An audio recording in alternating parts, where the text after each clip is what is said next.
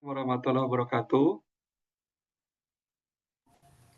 Waalaikumsalam warahmatullahi wabarakatuh. Selamat sore, Pak. Terima kasih atas kehadiran teman-teman dalam perkuliahan SIG Kelautan, pertemuan yang ke-12 ini ya. Pada kesempatan kali ini, kita akan mempelajari SMCE, Spatial Multi Criteria Analysis, dalam bidang perikanan dan kelautan. Sebelumnya saya akan menjelaskan RPS-nya dulu. Saya akan share screen ya. Nah, ini RPS-nya. Jadi, dalam rencana pembelajaran semester atau RPS dari SIG Kelautan, itu terdapat beberapa kali pertemuan ya, teman-teman. RPS sendiri ini dibikin oleh saya, dikembangkan oleh saya, yang sudah divalidasi oleh koordinator rumpun mata kuliah, yaitu Bapak Bambang Smedi, dan juga Kaprodi, yaitu Bapak Ade Yamindago. Metode pembelajarannya adalah case-based ya, jadi nanti teman-teman ada beberapa kasus yang saya berikan, dan teman-teman harap share screen untuk memperlihatkan hasil penyelesaiannya terhadap kasus yang saya berikan tersebut. Untuk pertemuan kali ini, kasusnya adalah bagaimana kita menentukan habitat dari ikan kerapu menggunakan SIG atau menggunakan kemampuan Spatial Multi Criteria Analysis atau Evaluation. Mata kuliahnya ini secara singkat dapat kita deskripsikan, yaitu ini adalah sebuah mata kuliah yang didesain agar teman-teman mampu menjelaskan prinsip SIG dan pemanfaatannya dalam bidang kelautan dan perikanan, serta mampu membuat peta digital dan analisis spasial dalam bidang kelautan dan perikanan berbasis SIG. Adapun kemampuan yang diharapkan setelah teman-teman mengikuti mata kuliah ini, yang pertama adalah teman-teman bisa nih menjelaskan konsep-konsep dalam SIG. Yang kedua, teman-teman memiliki keterampilan dalam implementasi dan aplikasi SIG di bidang perikanan dan kelautan. Yang ketiga, teman-teman dapat menganalisis fenomena spasial dalam bidang perikanan dan kelautan. Untuk pertemuan ke-12 ini, kita langsung ke sini ya. Jadi, sub CPMK-nya atau sub capaian pembelajaran mata kuliahnya adalah teman-teman mampu mengetahui konsep dasar Spatial Multi Criteria Evaluation (SMCE) dengan indikator dapat melakukan raster overlay dalam dan analisis geospasial dalam pemetaan kerentanan tsunami atau yang lainnya ya. Jadi tidak hanya tsunami, tapi juga habitat ikan kerapu. Nanti bentuk asesmennya adalah terkait keaktifan dan juga kuis dan juga pemahaman materi yang teman-teman lakukan pada saat nanti sesi tanya jawab ya, setelah saya menjelaskan materinya. Oke, ini saya akan melakukan share screen. Sudah terlihat ya slide-nya ya? Sudah, Pak. Oke, terima kasih. Ini deskripsi mata kuliahnya, saya perjelas kembali. Jadi diharapkan teman-teman dapat memahami SIG dalam bidang perikanan dan kelautan, menjelaskan konsepnya, memiliki keterampilan, dan menganalisis fenomena spasial. Bentuk asesmen atau bentuk penilaian dari mata kuliah adalah keaktifan, jadi mohon siapkan pertanyaan nanti teman-teman, dan tingkat pemahaman materi, berupa kuis dan praktek. Untuk kuisnya nanti kita pakai menti.com. Sementara prakteknya, teman-teman nanti mohon share screen untuk melihatkan hasilnya. Ya, sedikit flashback. Jadi SIG ini adalah SIG dan PPL ya. Ini adalah mata kuliah lanjutan. Setelah dulu di semester awal teman-teman dapat PSAL, kemudian Indraja Kelautan ya, kemudian SIG dan PPL gitu. Jadi ke SIG ini lebih kompleks dari PSAL dan juga dari Indraja seperti itu. Kemudian ini juga perlu dipahami pola berpikir SIG dan remote sensing. Kalau SIG itu teman-teman punya data baik yang dapat dari lapang maupun yang diekstrak dari citra maupun dari data sekunder, dapat dari instansi atau dari penelitian sebelumnya. Kemudian teman-teman olah tuh ke dalam data spasial yang memiliki koordinat jadi vektor, jadi raster, habis itu dilakukan spatial analysis deh. Dan dicari pendekatan statistikanya, kemudian juga hasil. Sementara kalau remote sensing itu kan dia lebih kepada pengolahan citra ya. Jadi citranya apa, cara ngolahnya gimana, koreksinya apa, radiometrik, atmosferik, geometrik, dan seterusnya. Habis itu prosesnya bisa klasifikasi atau transformasi, kemudian teman-teman lakukan layout atau lakukan uji akurasi. Bisa macam-macam uji akurasinya, bisa standar error, root mean square error, five-fold validation, dan seterusnya. Nah, beberapa penelitian atau beberapa skripsi, beberapa riset itu menggabungkan antara GIS dan RS ya, GIS dan remote sensing. Nah, ini misalnya untuk penentuan habitat suitability ya. Jadi di sini kita mau lihat untuk paus nih, ada ikan paus ya. Saya akan pakai laser nih. Ini ada ikan paus, di mana sih dia tempat hidup terbaik? Nih, ini yang bernilai 1. Jadi hasil statistikanya itu bisa kita rasterkan di sini. Jadi paus tuh akan sering muncul di sini karena berbagai macam kriteria ini. Misalnya karena kualitas air, kualitas tanah, dan lainnya. Untuk turtle,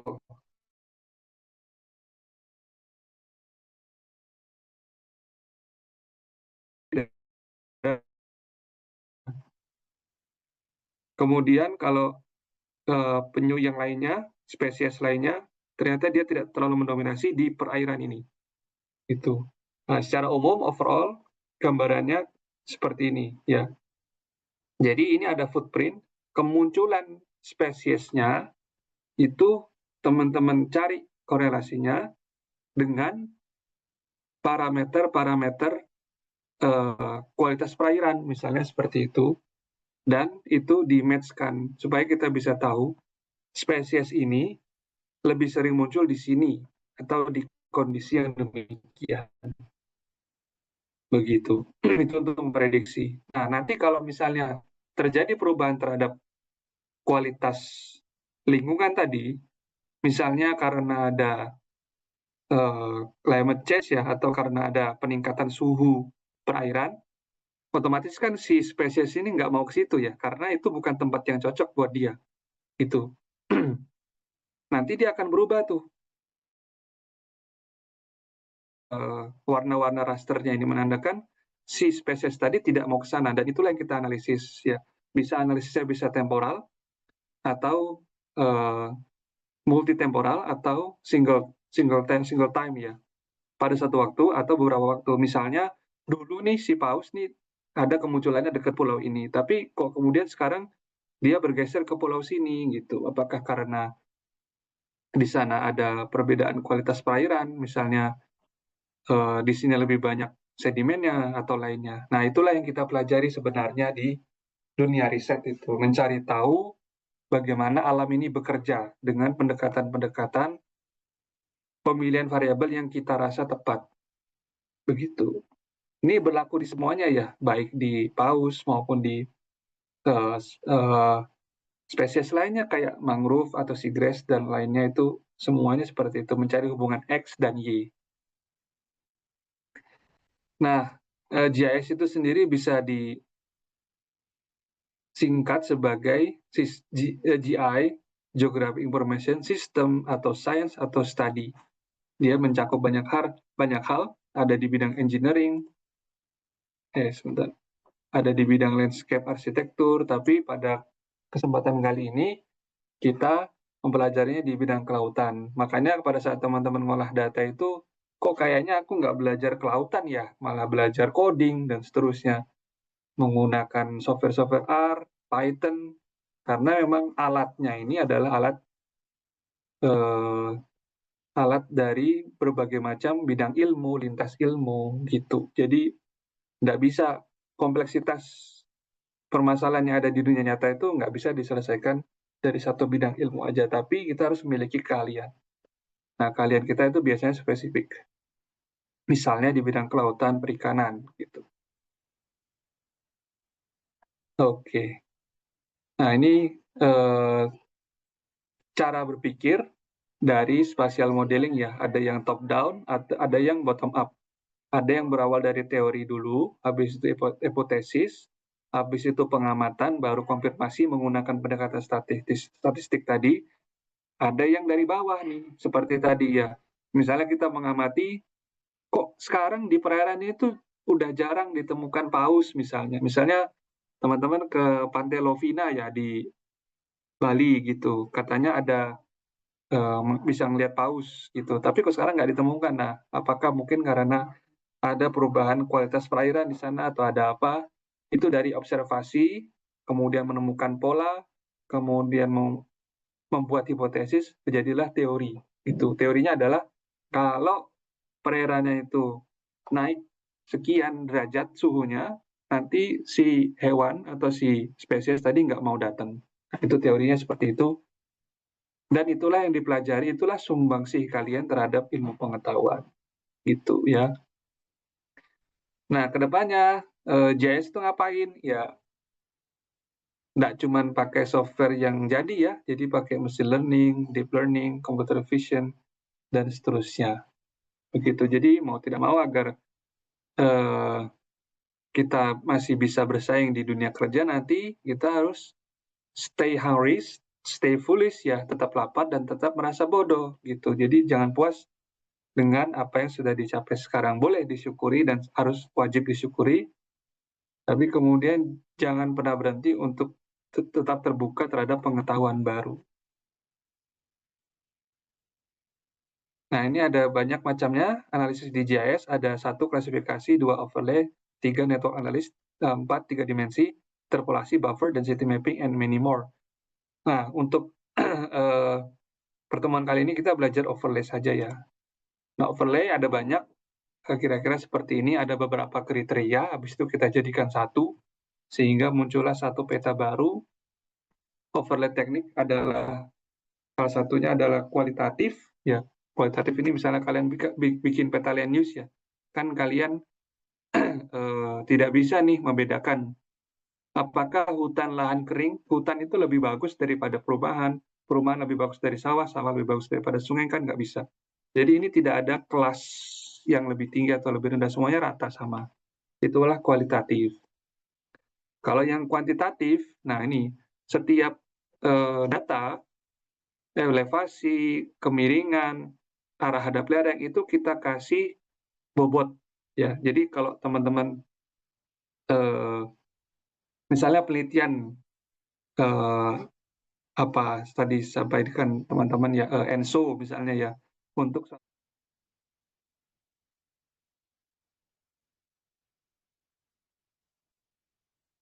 giliran siapa ini yang bertanya?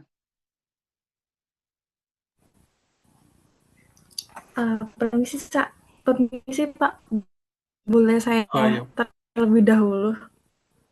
ya silakan Putri. Baik, baik Pak, terima kasih atas kesempatannya. Sebelumnya, apakah suara saya terdengar dengan jelas Pak? Putus-putus tapi masih bisa didengar.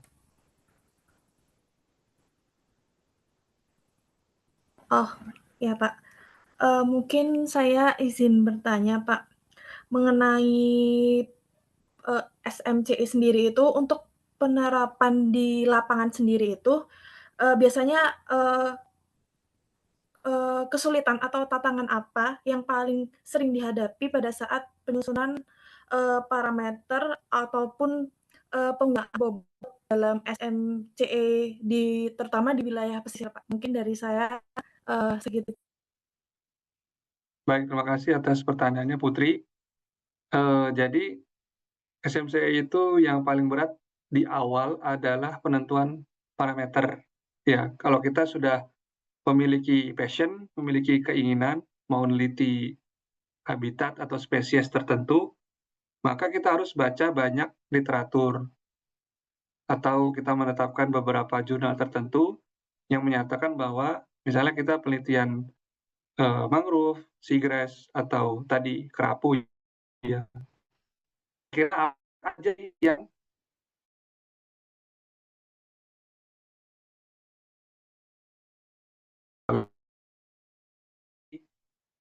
harus banyak membaca, dan setelah membaca, teman-teman punya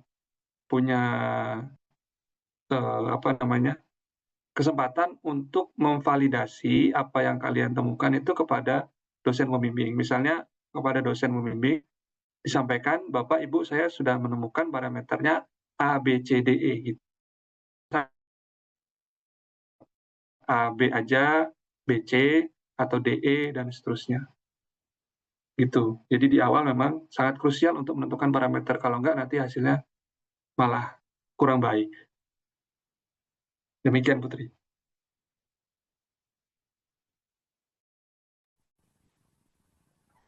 Izin Oke. Penanya berikutnya. Jadi, memang dari awal harus, ditentukan pasti terlebih dahulu ya, Oh, sorry. Tadi putus-putus. Gimana, Putri, ada feedback? Oh, ya. Ya, Pak, saya izin men-feedback ya, Pak. Berarti memang Hmm. dari awal itu harus, dari kita sendiri itu harus memastikan terkait, eee, parameternya itu bagaimana ya, Pak? Ya, betul, betul. Betul sekali.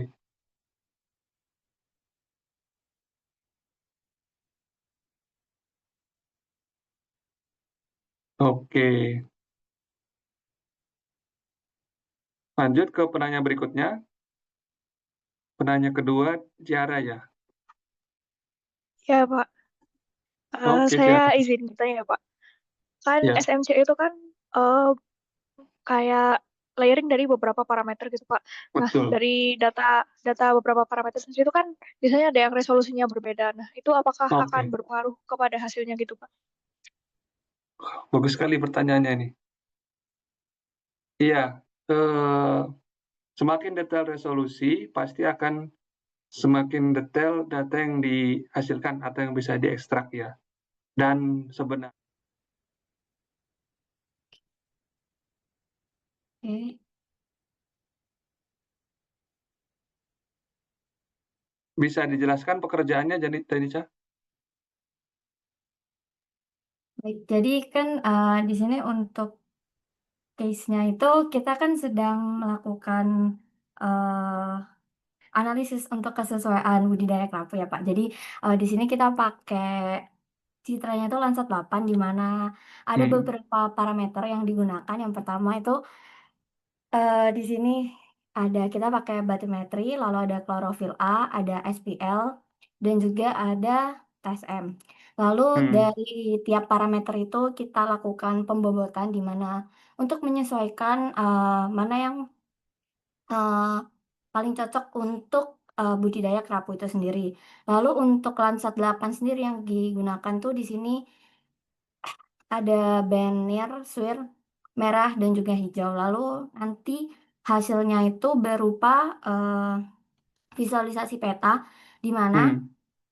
nanti untuk kesesuaian kerapu itu bisa dilihat dari kiri bawah sini.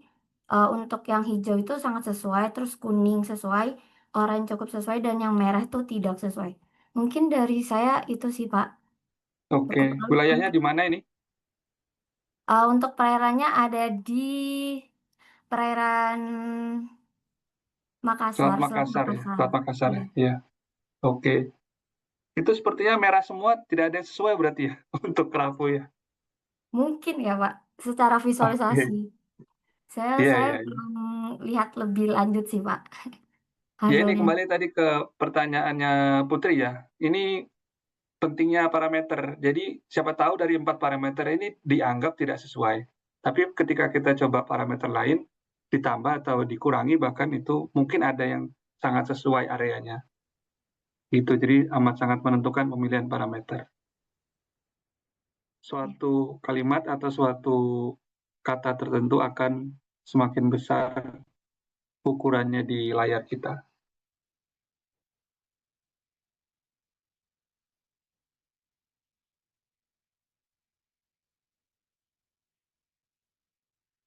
Dua orang sudah submit, ada lagi yang mau submit? Oke, 3 orang.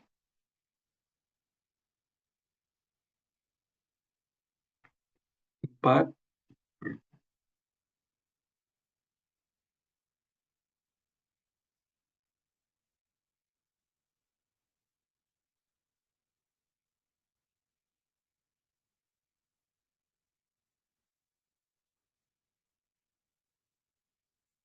Enam.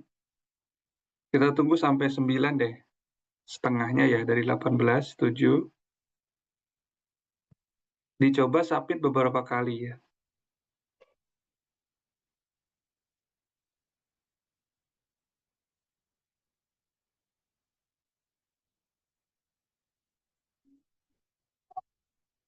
Pan 9. Oke. Oke, terima kasih yang sudah submit ya. Kita lanjut ke pertanyaan berikutnya. Oh, sudah 11. Oke, oke. Apa yang paling menarik dari pemetaan? Nah, ini bisa fokus ke materi ini atau ya sesuai yang kalian jalani selama perkuliahan ya. Silakan. Yang menarik dulu nih, yang positifnya dulu. Nanti yang belakangnya yang paling nggak menariknya ya. Apakah nanti kita bahas di slide berikutnya. Ini yang paling menarik dulu.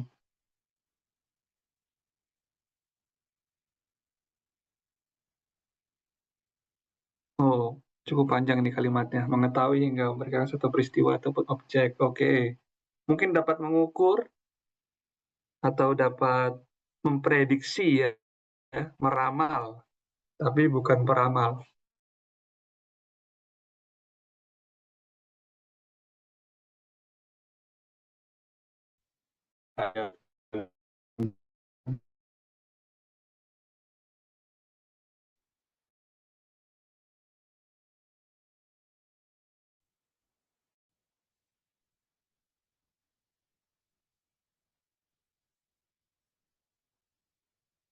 Dua dari 19, ada lagi yang mau submit?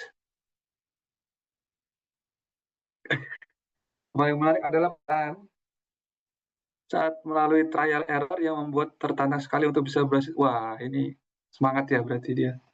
Mengetahui persebaran, mengukur, meramal, proses pengolahan data, menampilkan gambaran, prediksi mengukur banyak hal. Pahami, oke, oke. 2D, 3D.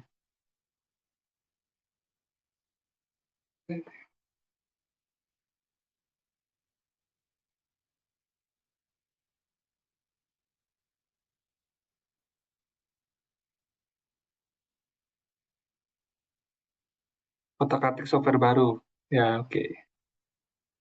Oke, terima kasih atas responnya. Sekarang, ini kalau kita grupkan, nih, ada yang visualisasi 6 orang, prediksi 4 orang. Otak-atik tidak ada grupnya, jadi dia masuk grup sendiri, uncategorized. Pengolahan data 1 orang. Jadi sebagian besar visualisasi. Memang enak lihat gambarnya ya. Berikutnya yang negatifnya nih, apa yang paling nggak menarik dari pemetaan, misalnya install software error terus, atau harus berburu software ya, sehingga teman-teman terpakai waktunya.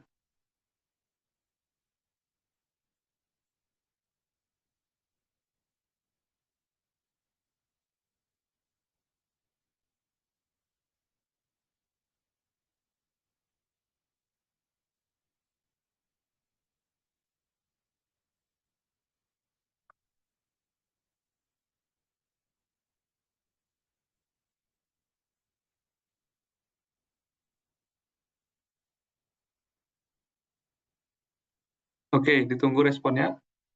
Banyak step, running cukup lama, device kurang memadai, betul. Error, data tidak lengkap, data terbatas. Kalau error lupa save, harus mengulang langkahnya. Iya, betul sekali. Jadi harus sering-sering save. Kalau nggak hilang atau down send. Ya, kalau sudah down send, puyeng. Nah, harus step by step benar. Stepnya agak tricky. Laptop tidak memadai, spek kentang. Ya, aktual data suka nge-lag, teliti banget, terang software ya. Langganan install software error, langganan berbagai software yang mahal untuk sering berbayar. Ya, betul sekali. Oke. Oke, itu tadi jawaban buat yang nggak menarik. Sekarang, apa manfaatnya bagi kalian saat skripsi atau kira-kira nanti pada saat lulus? Jadi setelah mengikuti perkuliahan pemetaan dari awal, itu kerasa nggak manfaatnya pada saat skripsi atau bahkan skripsinya nggak berhubungan sekali sama pemetaan ya? Itu boleh juga.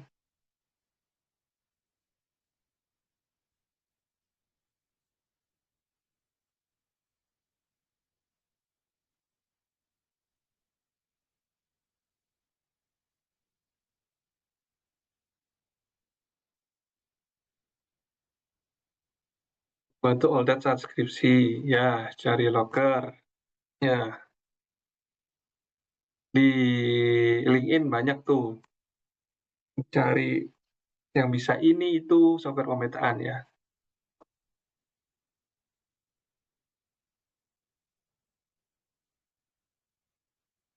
Iya, skripsi pemetaan kalau untuk pekerjaan bisa untuk banyak hal dan nggak semua orang bisa pemetaan. Iya, jadi setidaknya kalian bisa menambah skill baru ya. Nggak cuma bisa Word, bisa Excel, bisa PowerPoint, bisa software pemetaan gitu. Bisa menghasilkan visualisasi untuk analisis spasial, pemetaan ilmunya luas, ya tidak cuma di bidang kelautan ya, betul sekali. Jadi dia itu wild card ya atau kuda hitam, bisa di mana-mana. Yang penting paham konsepnya. Karena kebetulan kita di kelautan aja, jadi yang kita peta itu kelautan. Tapi sebenarnya kalau kalian ganti objeknya itu ya stepnya itu terus gitu. Memudahkan step pengolahan data, karena sudah pernah, oke. Punya hard skill, betul. Portofolio, ya setidaknya ada yang bisa dipajang di LinkedIn, ya kan? Habis itu ini peta saya, terus kalian deskripsikan tuh, tinggal dikata-katai, ya. Skill dasar pemetaan, saya sangat butuhkan pengolahan data kalau punya basic pemetaan. Iya, betul sekali. Semoga manfaat ya. Oke, itu dia akhir dari menti.com kita. Thanks for joining. Ya, saya harap teman-teman bisa mempelajari suatu hal yang baru hari ini dan bisa membantu di masa depan. Amin. Oke. Baik, itu tadi materi kita. Sekarang kita akhiri ya, teman-teman. Terima kasih atas partisipasinya.